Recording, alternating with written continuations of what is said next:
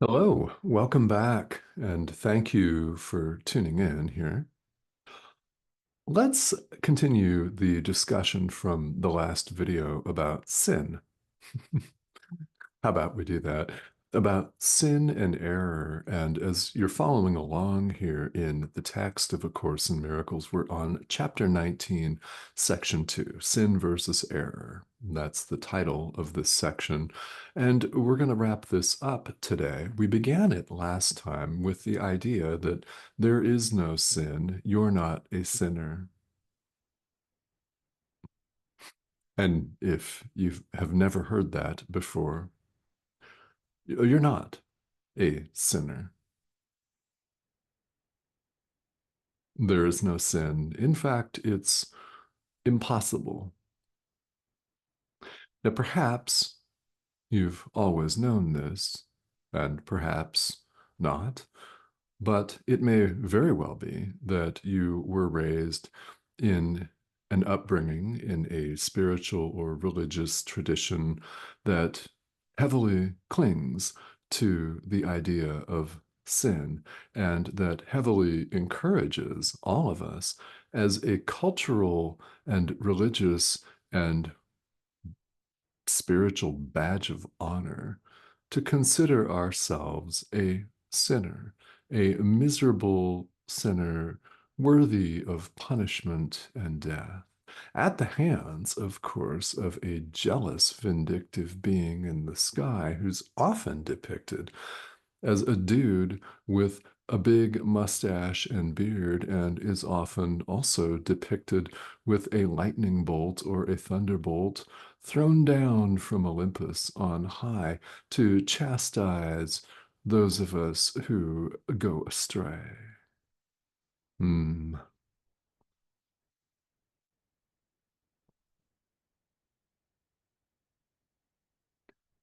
not the case. God, love, is the only reality. It's perfect oneness. Perfect oneness which does not discriminate, which does not favor one supposed individual over another. That, in fact, is impossible because individuality is a complete illusion. It is a mistake. And yes, we look out with the body's eyes, we appear to look out there, and we see 8 billion plus other wild, screaming human beings. That's what we call these apparitions. And then we see every other kind of life form. It is illusion. Now, you are not the body, so you are not illusion. You are the all, capital A. You have always known this. You don't have to have always accepted it, of course, and perhaps you're not doing so now, and that's totally fine. Hey, welcome to A Course in Miracles, which lays it all out there. You deserve nothing less. And well, you're here for a reason. So, as always, you'll know what the message or messages are that you in particular are meant to hear today from our inner teacher. This is an apparition. It is a pixelated image on your screen. What and who is doing the talking? Your inner teacher is doing the talking. And that is particularly true when something lands for you. It is the Holy Spirit, and you may 100% count on that. So, what are the messages intended for you today? Because in each and every one of these conversations, there is always something. So, sin is a simple mistake. Individuality is a simple mistake. It's an error. Errors can be corrected. Quite simply, they can be corrected, and in fact, they call for correction. So, as we identify with an ego as a sinner that has supposedly offended an all powerful being,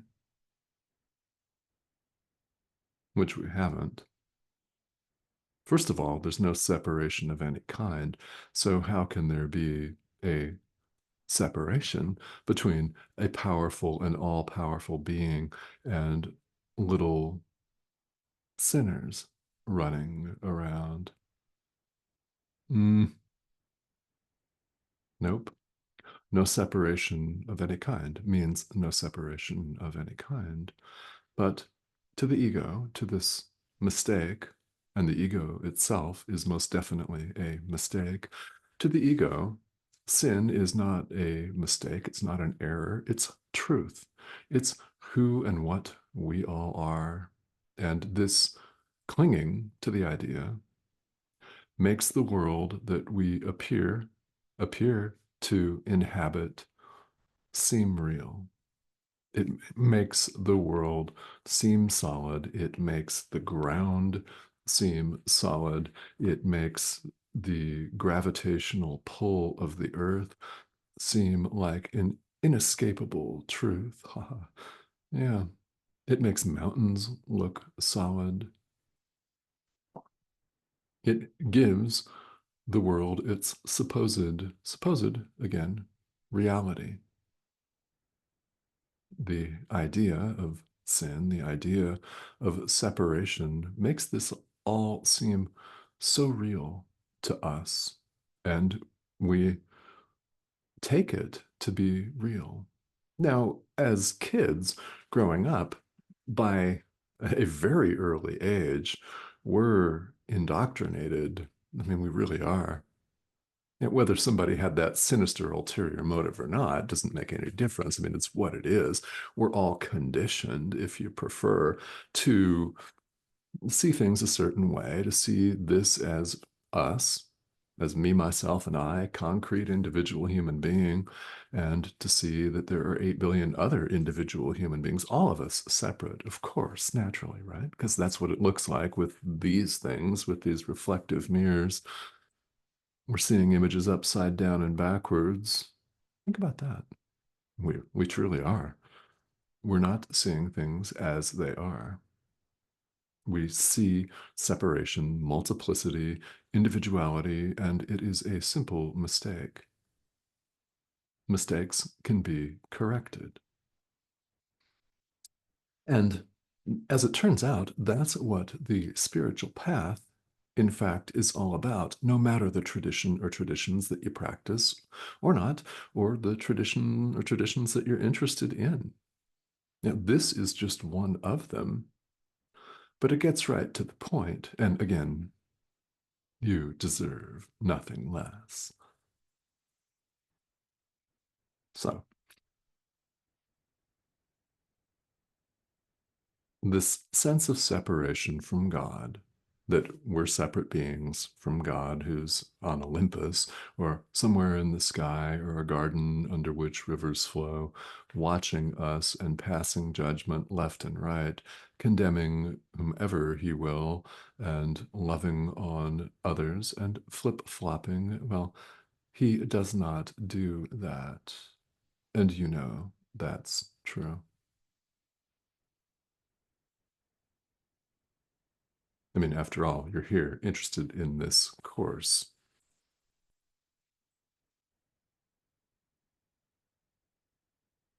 Perfect love does not condemn at all.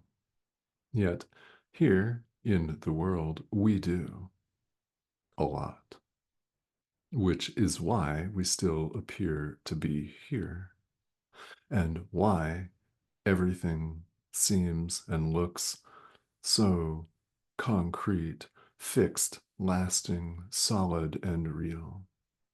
It's why we refer to it as reality. It's not reality at all. Our reality has nothing to do with this spinning ball of rock and these bodies that are 80% water. Nothing at all. And deep down, we all recognize this, or we would not be interested in spirituality in the first place. Why do I keep repeating that? Because we all need to hear it over and over again. Is it pleasant to hear this repeated? Maybe, maybe not. I don't know. The reason that these videos continue to appear is that you never know when something is going to land for you. You really don't. I don't know. I certainly don't know what I'm going to appear to say. It's really the Holy Spirit that's doing the talking. I don't know what's going to connect for you. So I show up, and on comes the camera and microphone. This is my own personal directive, by the way.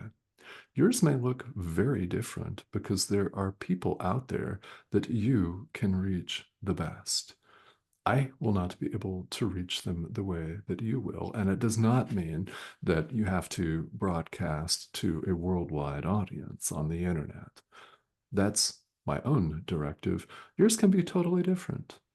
But there are people out there that are meant to learn from you. And it could be as simple as saying hello to them and befriending somebody.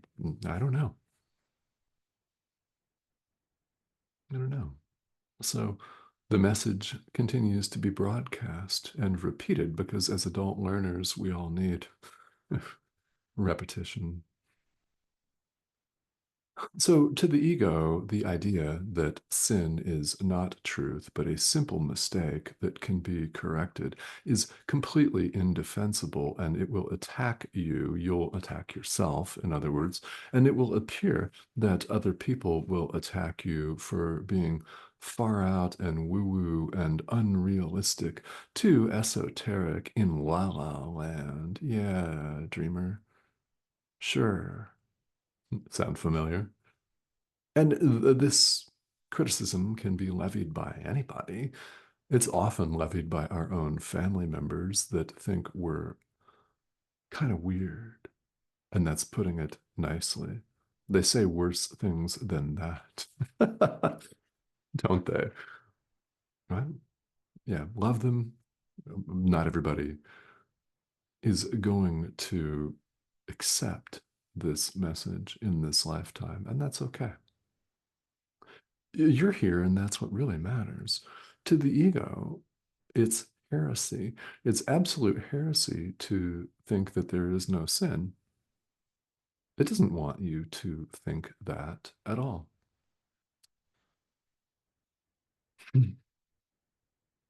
Here's the deal about a mistake it can be easily undone by truth. This course speaks a lot about bringing our darkness to light, about bringing our errors to truth, about bringing our improper perception, our erroneous perception to truth, bringing our unforgiving thoughts to the light of truth, of forgiveness, of love, bringing our thoughts of separation to truth. There is no separation of any kind. It is like turning on a light in a dark room. When you flip the light switch on in a dark room, the darkness is gone. It vanishes.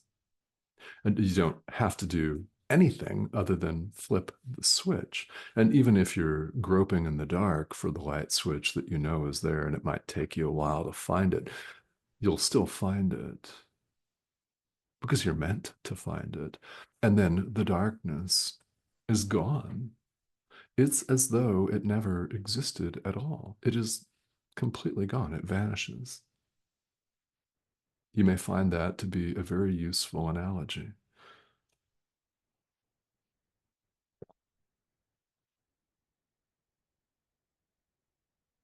In the last paragraph of this section, which is paragraph 8, Jesus makes a very useful visual analogy and offers us the analogy of a mistake being so easily corrected that it's like walking through a mist into the sun. It is. It's like walking through a fog bank or a mist into the sun beyond it on the other side. This fog bank may appear black and dark, and solid, even. It may seem very frightening indeed, scary and treacherous and black and dark and imposing, yet as you walk through it, you pass right through. It is nothing. It's mist, and you're through. Mistakes are quite easily corrected. We simply bring them to truth. In the practice of this course, this is done primarily through the practice of what's known as true forgiveness.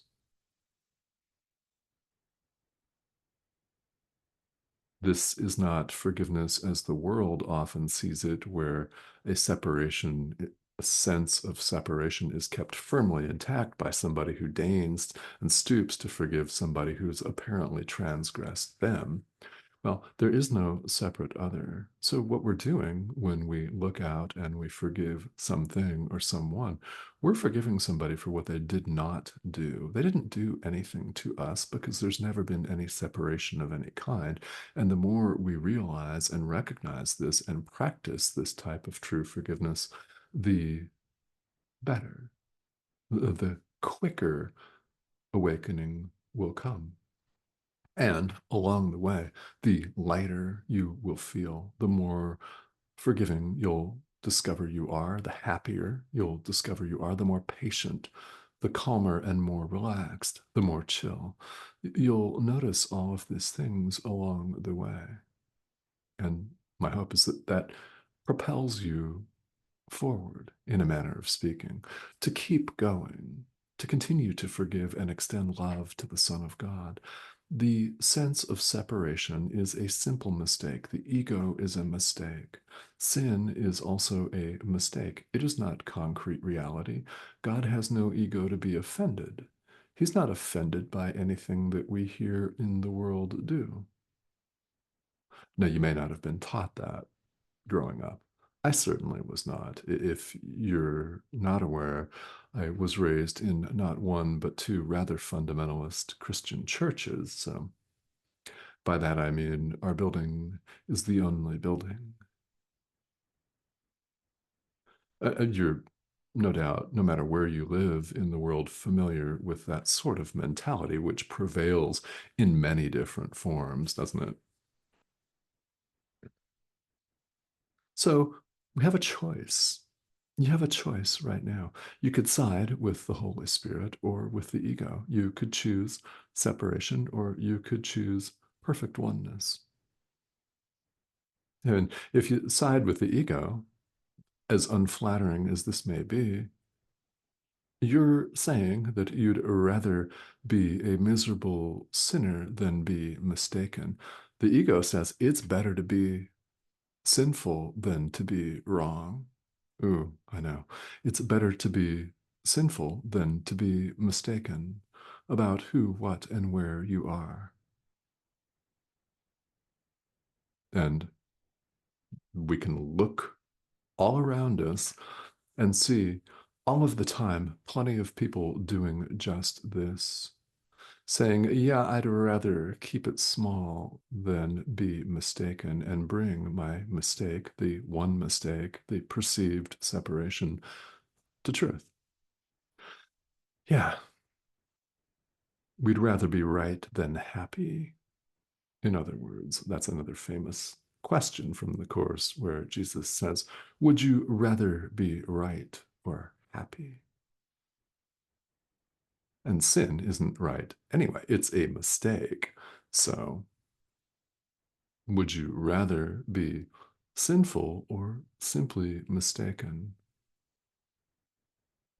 Again, as unflattering as that is, the sense of having that be not so flattering is it's the ego that gives this resistance always. And just know that any resistance that you may feel to this conversation or any conversation in spirituality is the ego itself. That's what that is. It's the ego resisting. And all too often in life, we have listened to it. It's why we still appear to be here. It's why this conversation that's happening right now, apparently, is necessary. And we need it. We need it. So we're invited here at the close of this section to think very carefully before we choose to be sinful rather than mistaken. Think twice, or three times, four, five, a lot. Think before making the choice to be sinful rather than mistaken, because it's the choice between hell or heaven. Paragraph 8. And we deep down know that that's true. Now, all of these ideas that you may feel this deep recognition about, it's all well and good right here in this context where you're watching a spiritually themed video. And the truth of the matter is, as you go forward, as you turn off this video, when it's over, of course, as you go forth and do life, there are going to be a lot of moments where it's this message is completely forgotten. So just recognize that is the case. This course is about practical application. This video has value. All of the spiritual themed videos that you may watch have value. Reading the text of A Course in Miracles has value. Doing the workbook lessons has great value, right? It's the practical application that really, really matters. And in order to apply these ideas, we've got to become aware that we need to apply them, which, in short, is why meditation and mindfulness practices, why the practice periods in the workbook for students that call for certain repetitions of an idea at certain time intervals. The reason that's a thing is so we can bring all of our drama to our own awareness, forgive and release it. Because how can you expect yourself to solve a problem if you're not aware of it, right? That you're not aware that it exists. So this course raises the one mistake, separation, to our conscious awareness. How long you choose to keep it there is up to you, but the more you practice, the more you'll become aware of all of these opportunities for forgiveness. And the more you're aware of, the more you're able to take, of course, and the quicker your progress, because it looks like a progress, doesn't it? It looks like a progression. Spirituality looks that way. And we even use the language, we're progressing, we're making progress. Reality is beyond all conventions of language anyway. When you think about it, language, we're using it, it's being used right now for us to communicate with one another, but it's symbolic. So a word is simply a collection of sounds that refers to something. It's not the thing that it stands for. And to top that off, the thing that the word stands for is illusion anyway, because it's in this world and of this world, right? The only thing that is not illusion is God, love, pure, perfect oneness. That is reality. Everything else that shifts and changes is illusion. So it's said, and correctly so, here in A Course in Miracles, that language is twice removed from reality. First of all, the word's not the thing it represents, and the thing it represents is illusion too. So the more we become aware of this, the better. So I thank you, as always, for tuning in. And should you have particular questions, you're more than welcome to ask them.